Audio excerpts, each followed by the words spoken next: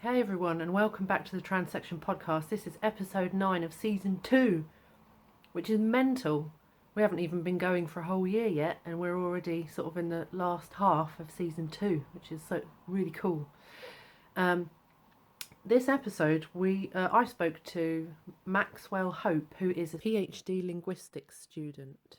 I mentioned Maxwell at the end of episode 8, and I couldn't remember what their actual job title was, so sorry about that, Maxwell. So today we talked all about how the voice changes, particularly in regards to transition, because Maxwell is also trans. In fact, season 2, I think, including myself and Jordan, I think there's 9 of us just in season 2, and there's only 12 episodes, so yeah, I didn't know that was going to happen, but I looked back at it as I was editing and stuff, and I was like, oh wow, there's a lot of us just in season 2, and I thought that was really cool. It was never my intention that it would end up being majority trans people, but it did, and I think it's really cool and cool. I'm really pleased that I've been able to bring so many different voices and experiences to you, the lovely audience. So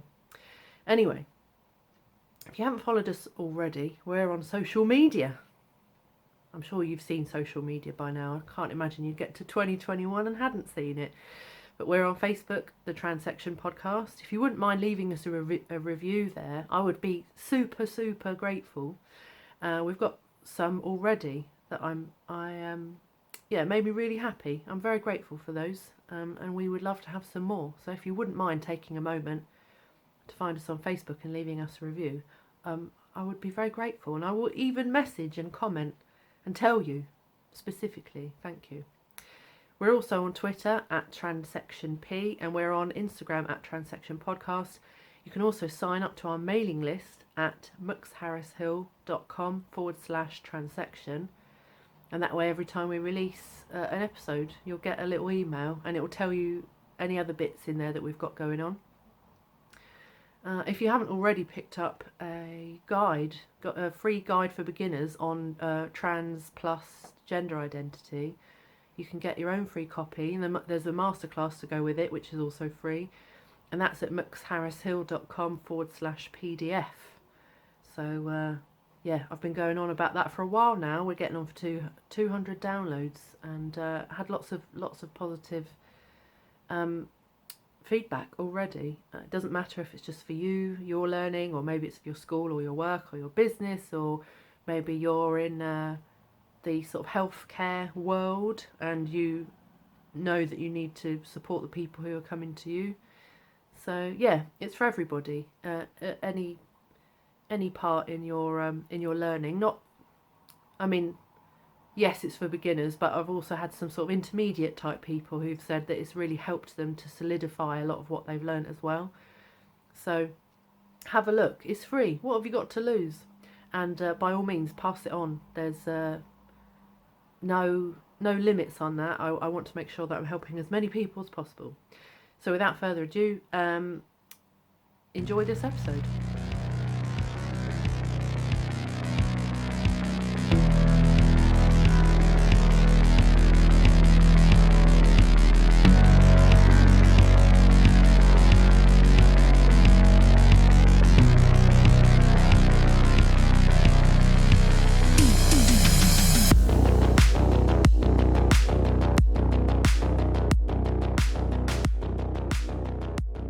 Hey everyone, and welcome to this episode of the Transection podcast. I am your host, Harris, and today I'm joined by Maxwell. How are you? I'm good. Thank you so much for having me on. It's a pleasure. It's a pleasure. I actually found you, didn't I, on Facebook, and I messaged you because you were talking about voice, and that's what we're going to be talking about today is voice and sort of the science behind voice.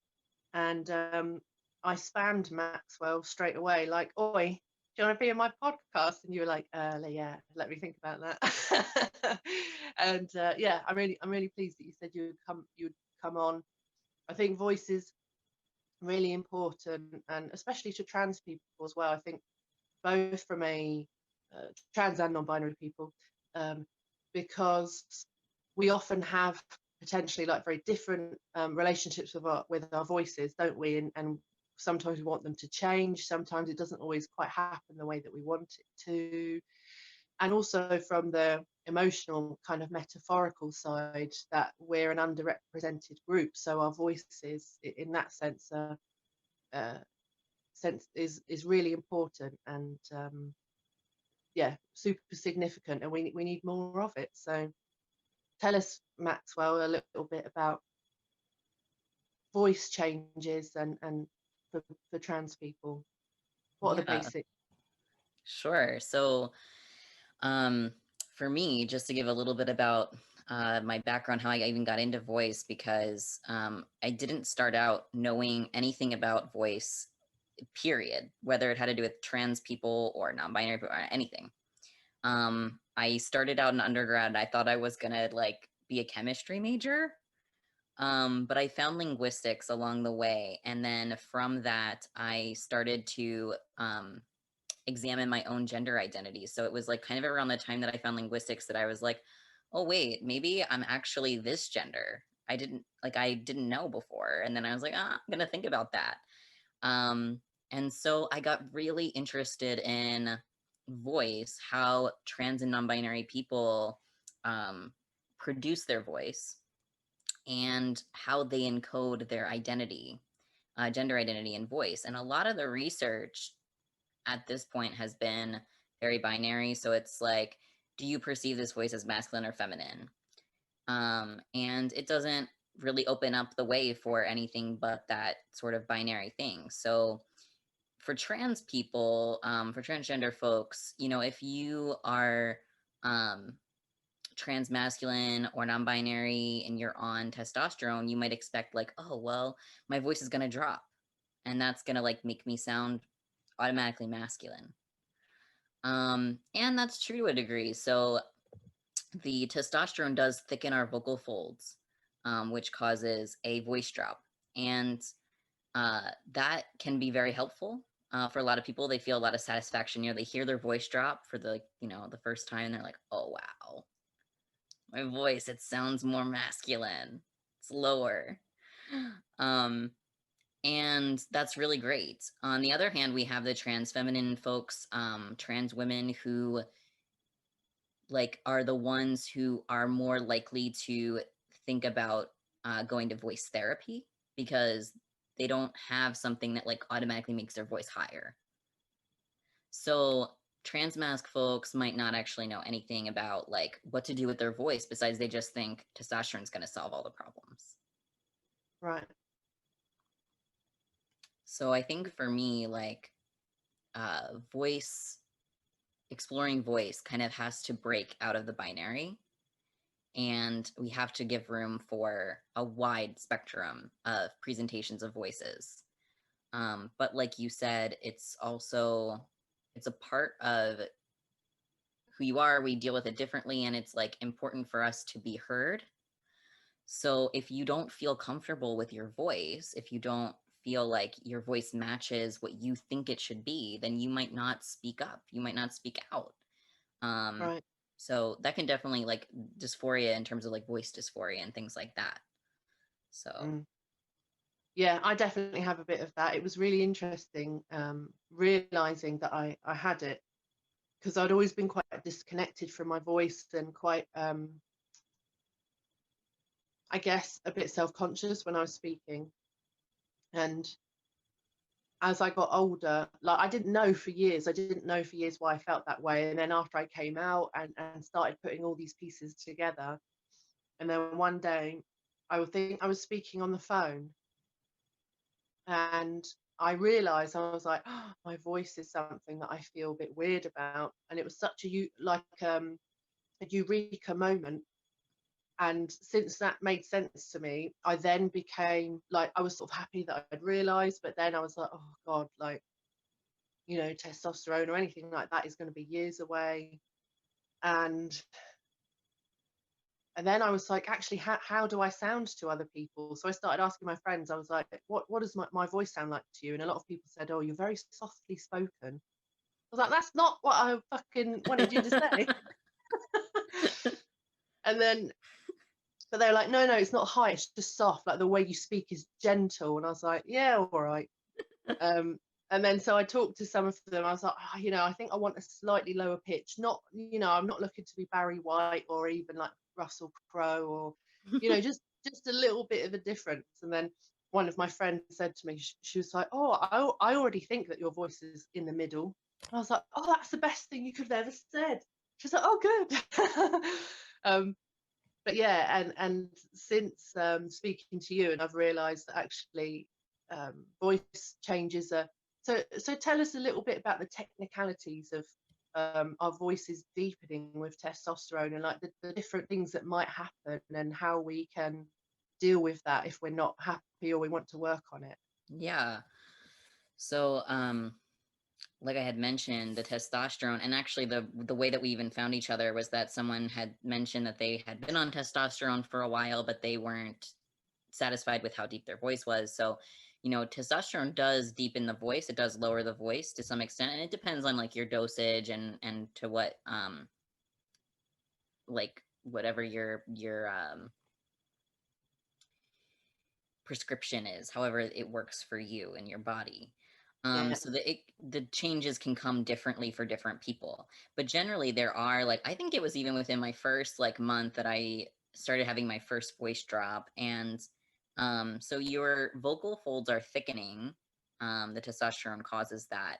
And when they thicken, it also causes them to vibrate at a lower rate. So that frequency goes down. But one of the things that, if you are older when you start testosterone, so I was 23 when I started testosterone, so it's 3 years ago. I had already gone past my growth. Like I was, like I'm already at the height I'm gonna be, basically, in less magic, which would be great. I'm short. I'm at the point where my bones are kind of settled into where they're going to be. So that means also my larynx, in my throat, that part of my throat is going to be, it's not going to grow as I'm taking the testosterone. Something that is an advantage, like when you are going through puberty, is that, your body is growing as the hormonal changes are happening. So Right. you can accommodate the changes a little bit easier. And I should clarify that. I mean, like I don't even want to say biopuberty. It's really hard for me to say what I'm saying. But So as the puberty that you would go through without intervention. exactly, yes. So if you, at that point, your body is adjusting as your hormones are adjusting. So it's like an ideal scenario. But if we, and if like when I ended up deciding to go on testosterone, I was already kind of grown, so my body's not growing and I can't really accommodate the vocal cords as well. Right. Which can cause some discomfort. So like I've heard a lot of trans masculine guys say like, oh yeah, my voice deepened, but now it's a little hoarser, or it gets tired more easily. So that's a concern that some trans masc folks have. And in these cases, either if you're not satisfied with how deep it is, or you're having some fatigue, vocal fatigue, or hoarseness, this would be a great opportunity to seek out voice therapy. And trans masc folks just happen to not really know that even like, oh my gosh, voice therapy exists. Yeah.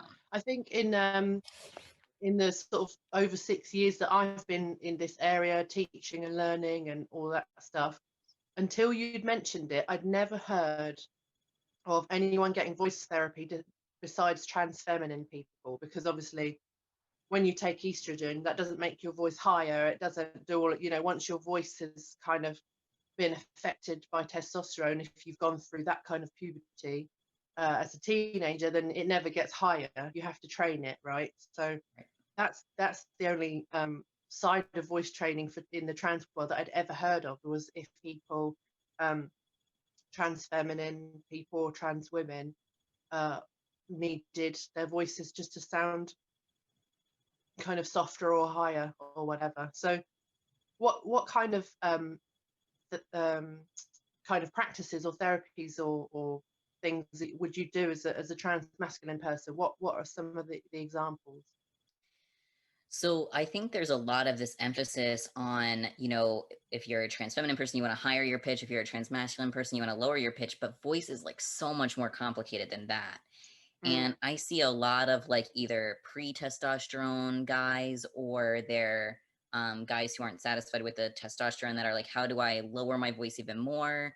And they actually will cause damage. They can cause damage. I won't say that you will cause damage, but you can cause damage to your vocal folds if you're doing that, and you aren't taking proper care. Like there's a vocal hygiene that a lot of people don't know about. I think everybody like just needs to be educated about that. So drinking plenty of water is like, you have to do that. You know, make sure that for a variety of reasons, please drink water. So there are other things besides just lowering pitch though that can help. And one is to change the articulatory space. So when you make vowels, and vowels constitute a lot of our speaking, you are positioning your tongue in a certain way, in a certain space in your mouth.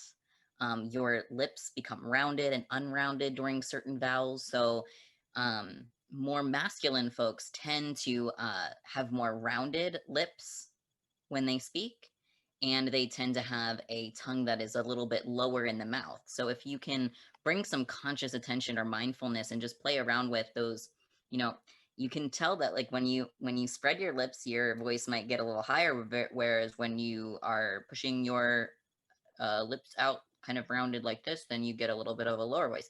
I didn't do anything to my pitch there. The only thing I did was I smiled and then I pushed my lips out. So, you know, people don't realize that. Yeah, go ahead. Yeah, that's cool. That's such a simple thing. And for those of you who are listening and not watching, you can go on YouTube and find this video. That was so interesting, and I really was studying your face when you were doing that, and I could even see like how how everything was moving, and I was like, that was really magic. That was like you could do that at children's parties and be like, hey, look what I'm going to do. Exactly. They might not be as fascinated as me, but I would be. I'd be like, do it again. That's brilliant. Yeah, it's so fascinating. People don't realize how much that really affects things. And so I would definitely, you know, like just playing around with your articulatory space, it's a lot of fun. So that's one of the things. And then another thing that you might do is focusing on resonance in your voice. So often masculine people are perceived as having more resonance, and it's really hard to describe what resonance is in an objective way.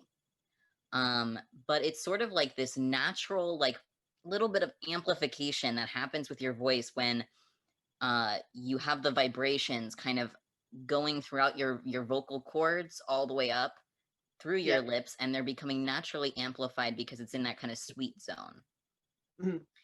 And both trans feminine and trans masculine folks can practice this. And so basically you can focus on the vibrations coming to your lips. Like if you're doing like an sound, you can just practice that. And you can start to bring that over to a whole phrase. And this is the technical therapy that uses this is Lessig-Madsen vocal resonance therapy, LMRVT. Yeah. Which was designed by Dr. Catherine Vertellini Abbott. And yeah, you can definitely like find more information on this form of therapy. It's used for a lot of different reasons. And I actually work with Kitty, Dr. Vertellini, as well. So she has both been she's been a clinician for me to help my voice, but she's also helped me with my research.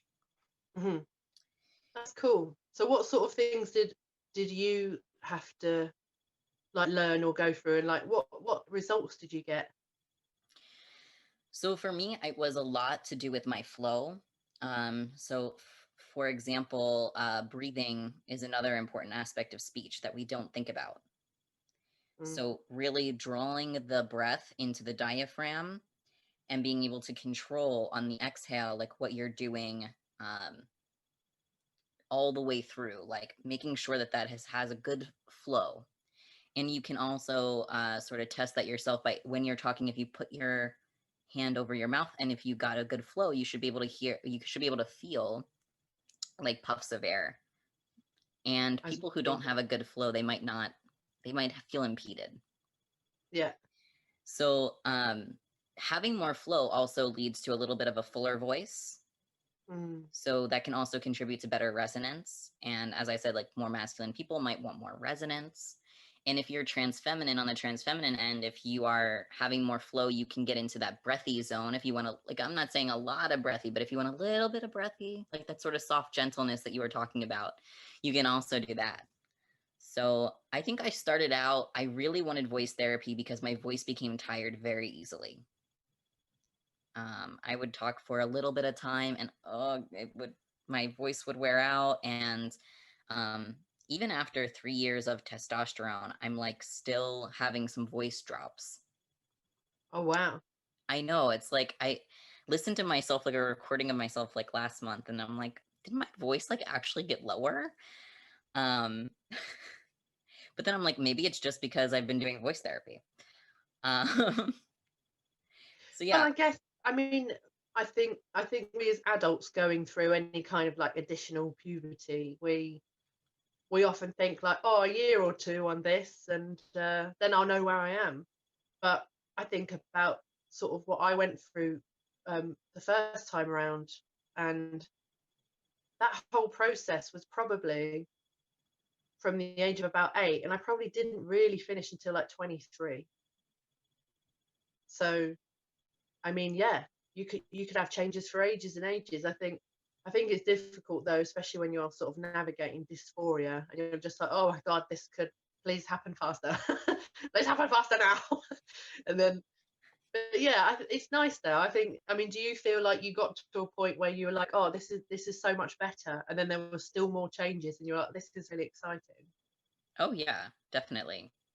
I definitely think I got to that point. I think it is frustrating to wait out the changes and you just want to rush everything, but I do think it got to a point where I was like, okay, this is the sweet zone.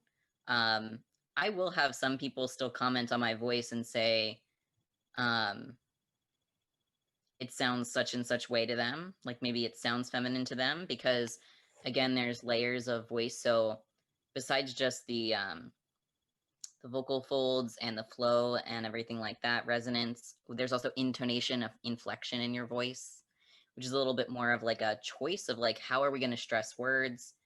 And it's common that like people think feminine folks speak with more intonation, like they'll vary their pitch more. Mm. Have you heard of like the rising intonation? Like, you might No, hear feminine. Okay. go So for it. yeah, like feminine folks are often said to have like this kind of rising intonation in their voice that kind of goes up at the end of sentences, whereas masculine people might drop their pitch a little bit at the end. Yeah. And I tend to vary my pitch a lot. So what I realize is like I actually mix masculine and feminine quote unquote strategies all the time. Yeah. Yeah. It's interesting, is it? So, um, obviously, being a transmasculine and sort of non-binary person within a scientific setting, have you found that you've had to like make people aware of their sort of biases towards binary thinking, or were they pretty good at that when you got there? Oh, they were terrible at it. They are. They're just so bad. Tell me Oh what you think boy. about that. Um, when in science, like doing research, I everything is framed as like male or female. On recruitment, or if we're recruiting participants, it's like 20 males and 20 females or whatever it is, or rate this voice as masculine or feminine. And I was like, no, there's so much more than just this binary. And I really pushed the limits of what we can do as scientists. And in fact, I'm presenting some of my research tomorrow at a conference called Inner Speech, which is a technical voice processing conference.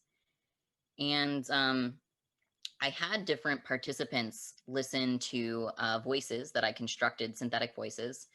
And the participants themselves, the listeners, they had to first rate their own gender identity on independent scales of masculinity, femininity, and something other than masculinity and femininity.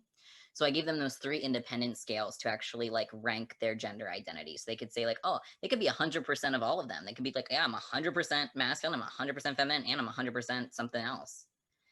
Right. And then what we did for the listening is they did the same sort of thing. They rated the voices on those 3 scales. How much do they perceive it as being masculine, feminine, or something quote unquote other? And I recruited both cisgender and transgender participants. And what we find is that transgender people are like almost have their own dialect because they create a whole new category, this other category where they can systematically say, yeah, I perceive this as something else. It doesn't have to be masculine or feminine. And the cisgender participants didn't do that. So they're just missing out. Do you know what? I heard something once about a guy who was looking at the relationship of words to being able to perceive things. So, you know, if we grow up without a word for something, do we know that it exists? Can we still see it and register it even though we don't have the words to explain? And I can't remember, I'm terrible with details, but basically he went and spoke to sort of an indigenous group somewhere that had their own culture. They weren't part of like modern, you know, anything really. And he questioned them about the colours that they could see. And it turned out that they had no word for blue, and therefore they literally couldn't see it. They couldn't distinguish the difference between blue and green, even though they still had the same sort of, you know, neurological setup and the retina, you know, like rods and cones in the Right. eyes and all that stuff. They still had the same thing, but because they weren't taught about it or they didn't know that it was there, they literally couldn't tell the difference from green. They couldn't really see it. They didn't really know that there was this other color. And I do see kind of what some of that in what you're saying is that, you know, when once you're aware that there are other things besides, like, you know, red and blue, for example, and you start to be aware of all of those things, it changes your thinking. And you like, but it must go beyond that, right? Not just about gender, but how you think about everything.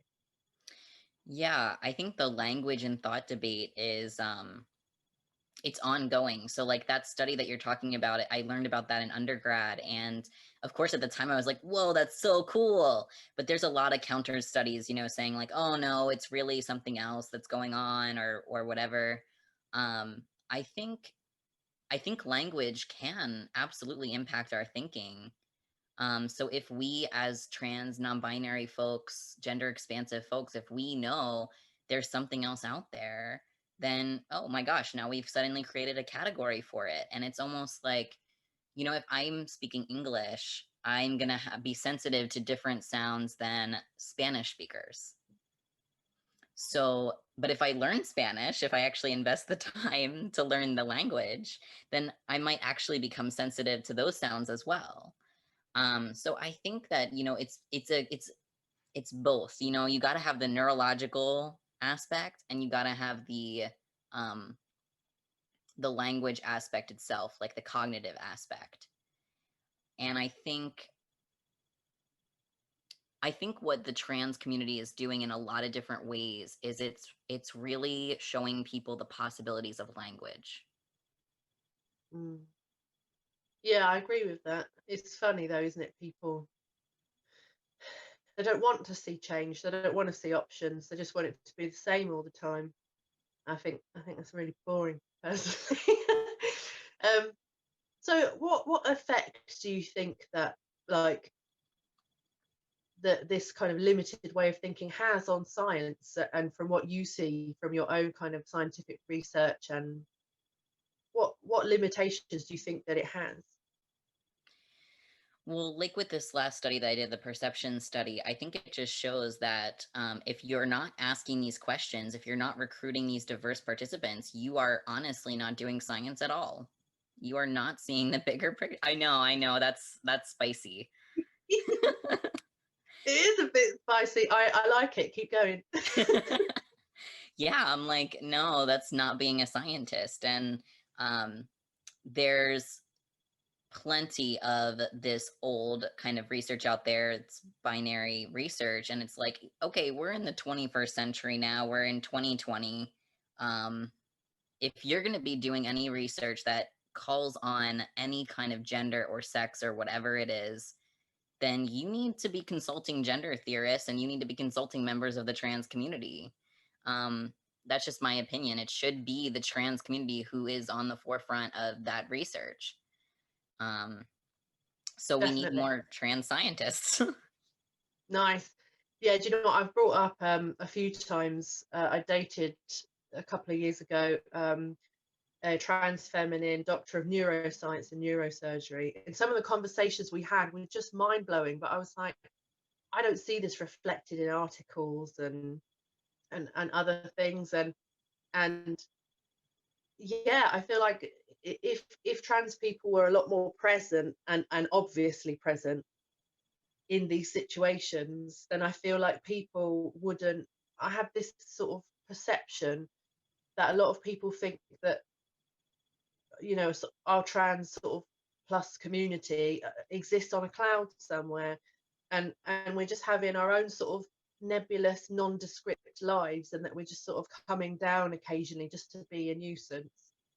And you know, not that we're sort of like taking part in everything just like anybody else, so like science and parenting and jobs and leadership and just literally everything, like going to the supermarket, going to get your hair cut, all of these things. So yeah, I think like representation isn't just important for us, but also to be accurate and to paint this sort of accurate picture within society that we are here. We're not just some sort of concept that exists elsewhere.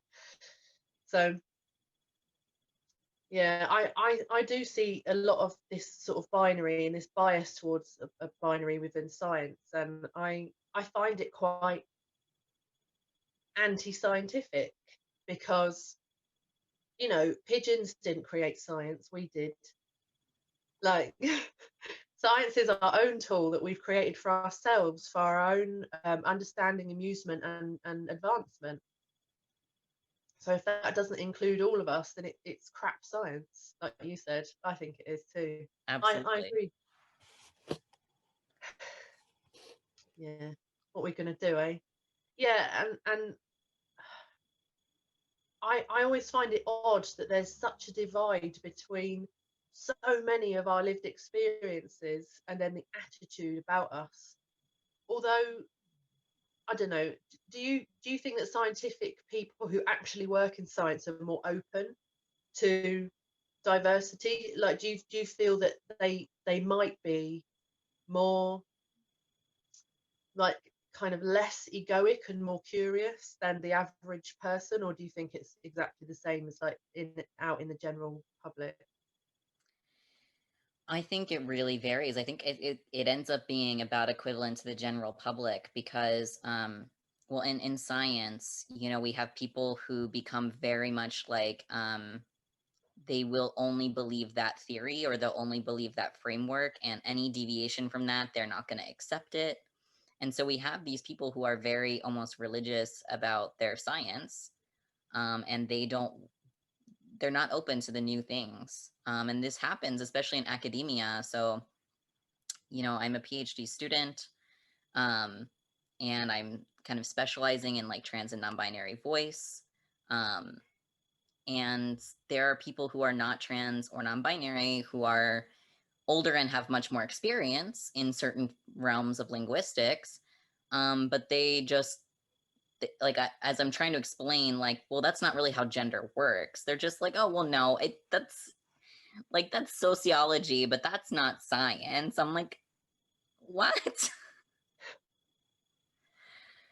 So honestly, like, it gets very frustrating because you see people who are your professors, who are your mentors, who are publishing things.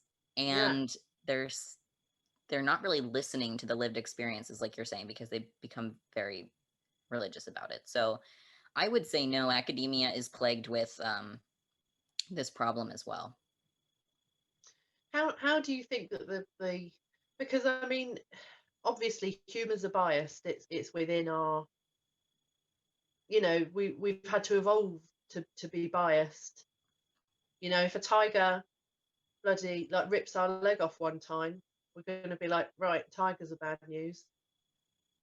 So, you know, it plays its evolutionary part. Right.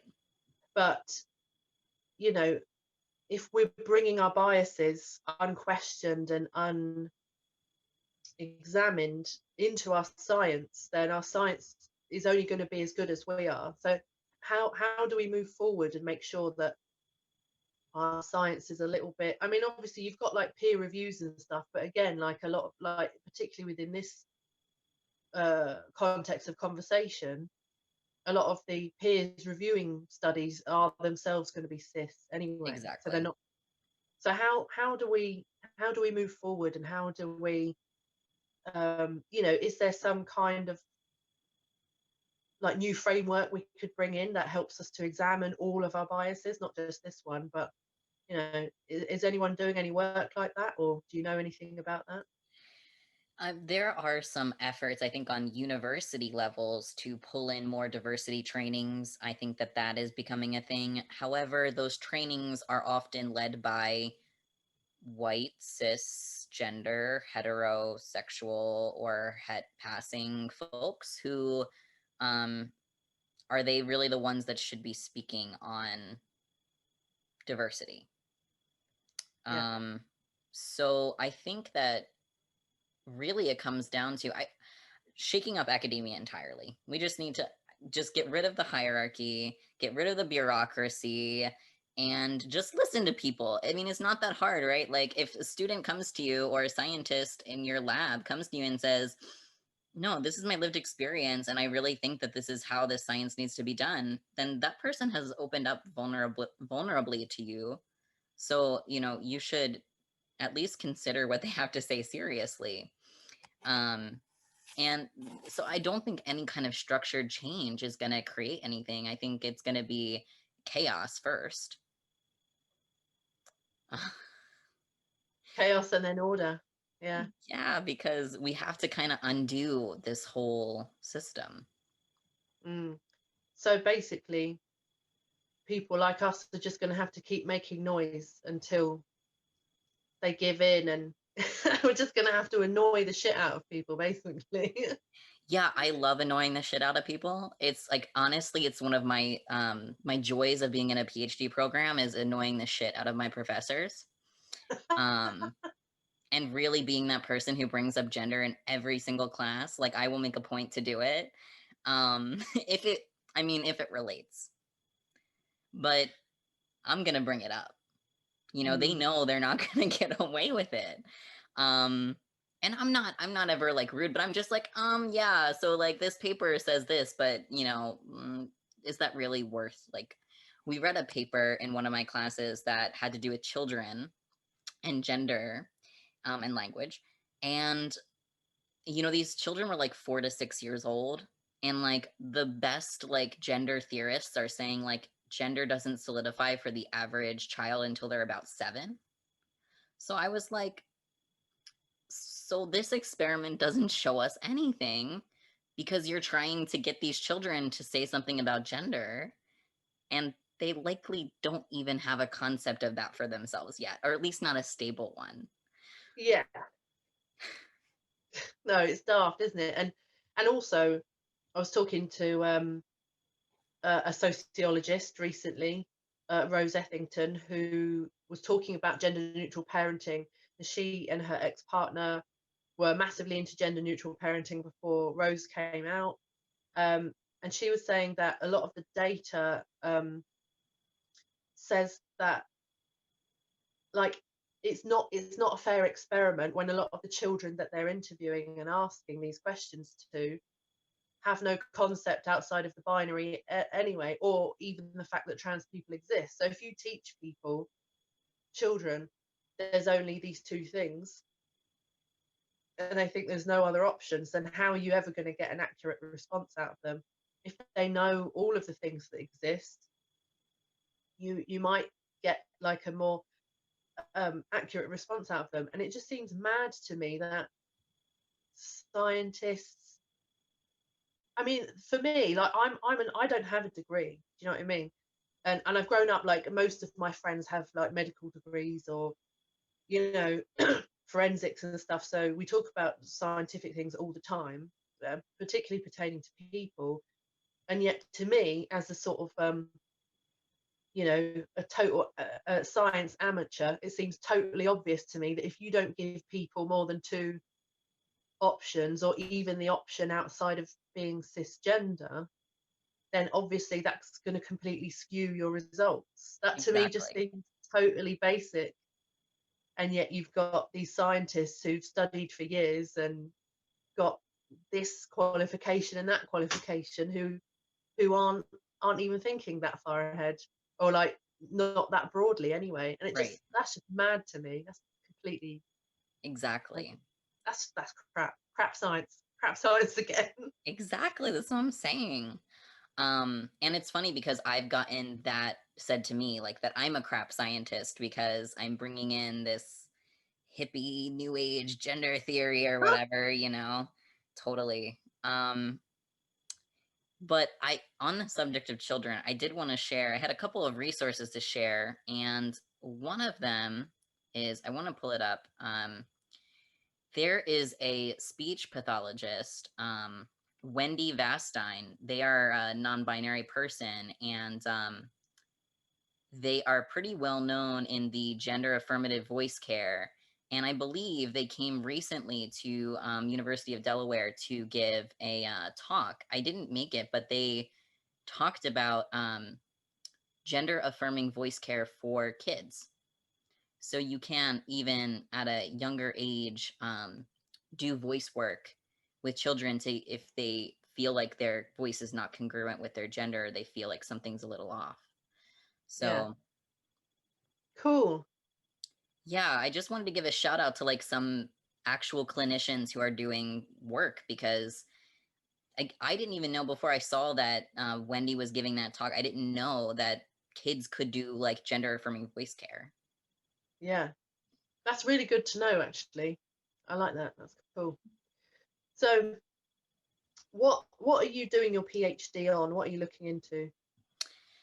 I'm finishing up my coursework this semester, and then next semester I kind of start like pre-dissertation credits. So I gotta kind of pull together everything that I'm doing, and I think what it will end up being is the speech perception production interface, how perception and production interrelate and influencing each other for people who are in minority populations, such as the gender expansive community. And I'm also thinking about broadening it to include neurodivergent folks as well. Uh, Cool. yeah, so I think it will be about like this idea of just like encoding gender in speech, and encoding other parts of identity in speech, like for those who strongly identify as neurodivergent, um, or even those who might not identify but might say, I identify with that trait, or I identify with that certain way of thinking, Yeah, that could influence production and perception. So that's kind of the direction that I'm going in right now.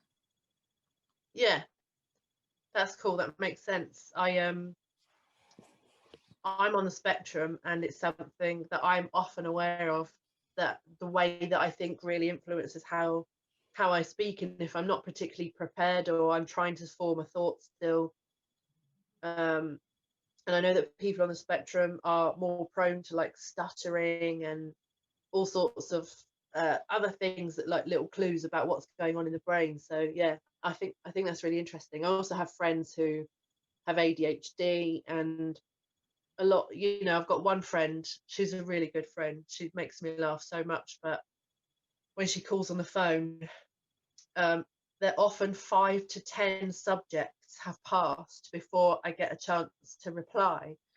by which time, for me, as someone who struggles to keep up with subjects and change, and then, you know, I formed a thought of something that I want to say in response, and then she's moved on, and then that thought is still stuck there, like a thing that I still want to say.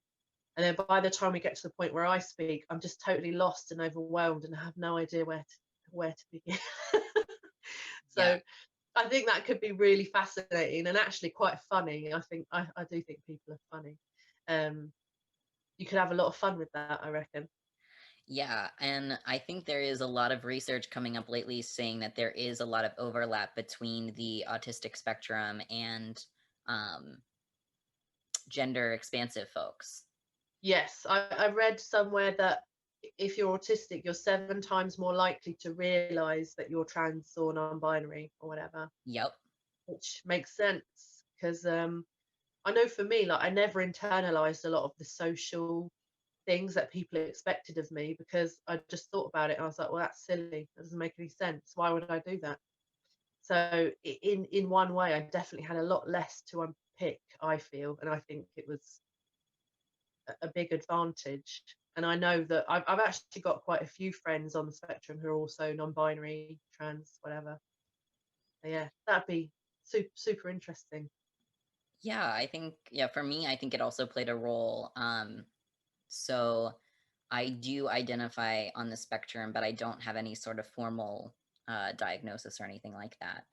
Um, but whether or not that's necessary is debatable, of course. And um, I think there was always something like since I was little, I was always quote unquote different, right? Like, there was always that thing that was like Oh, different you're about so me.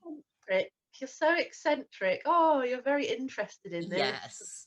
I Shut was up. always too polite for the situation. I was always speaking like too mature and like too much polite, too much formality. And that's definitely like a pragmatic thing. So, like my family knew something was up. Like at least they tell me that now. They're like, we knew something was up. Um, but they didn't know that it was the trans thing that was intertwined with that. Um, and I certainly, like I had mentioned, I didn't really start exploring my gender until I was in college when I felt like that was a safe thing for me to do.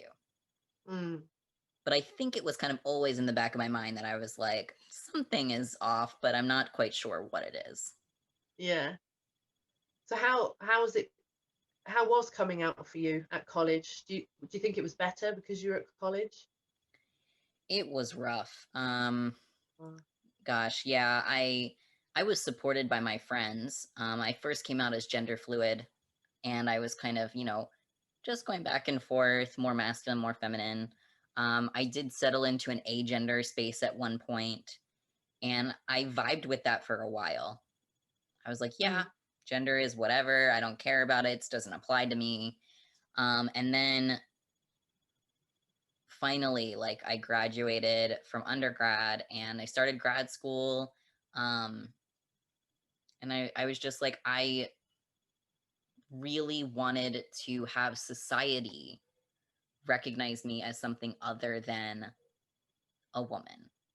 mm, And being like when I was presenting a gender or more androgynously, or I was going by they them more frequently, um, it was almost impossible for society to get on board. I was like, oh, I have to fight that all the time. mm, So I was like hopeful that like, okay, I'm gonna go in this masculine direction, not only because it feels good for me, like where I was at, but also because I was like, maybe this will help society to like understand that I am not that. mm. Yeah. I don't know. Like, I feel like there's definitely a societal pressure on some non-binary folks to just like pick a gender and just transition. Yeah, I definitely had some of that, and I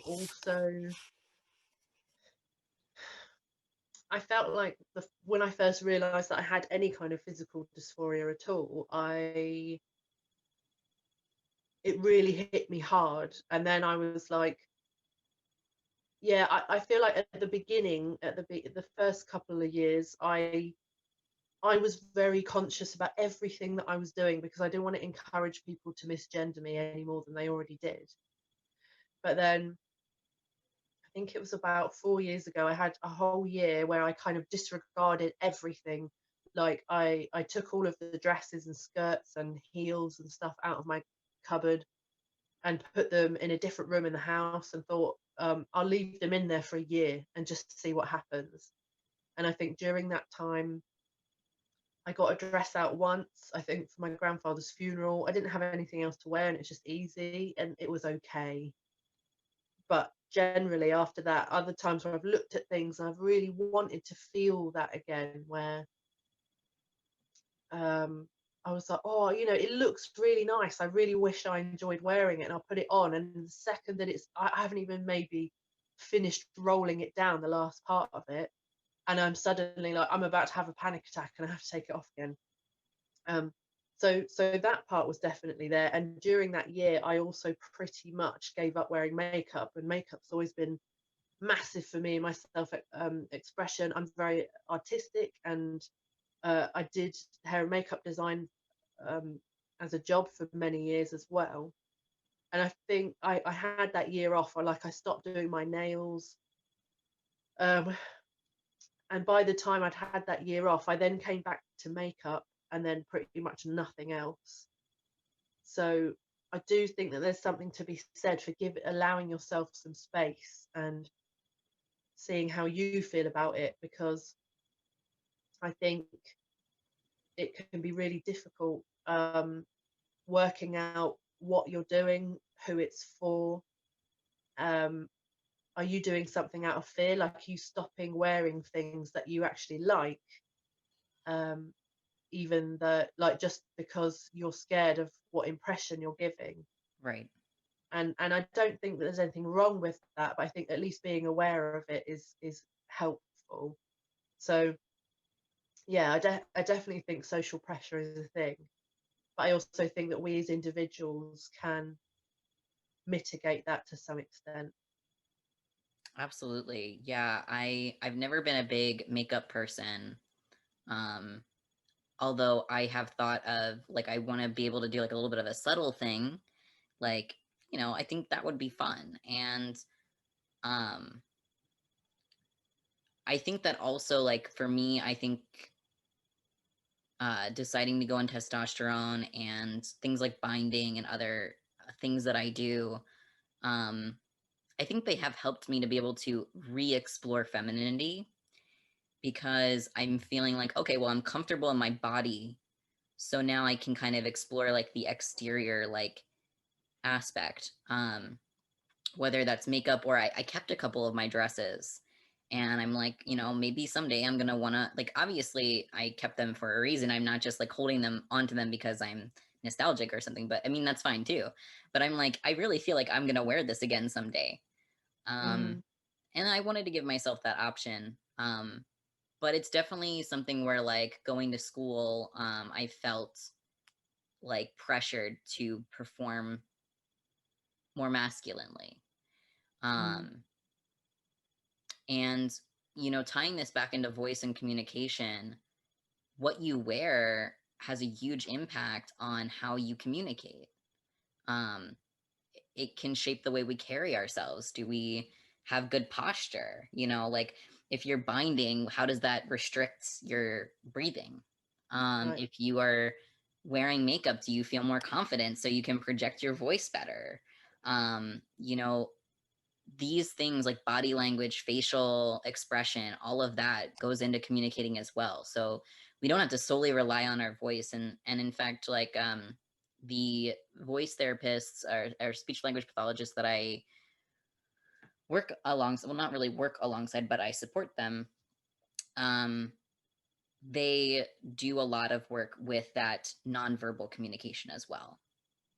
Yeah, yeah, that's cool. That's cool. Maxwell, if people want to learn more about what you're talking about, is there anything that you would recommend they go and follow or read? Absolutely. I have the best book ever to recommend to you.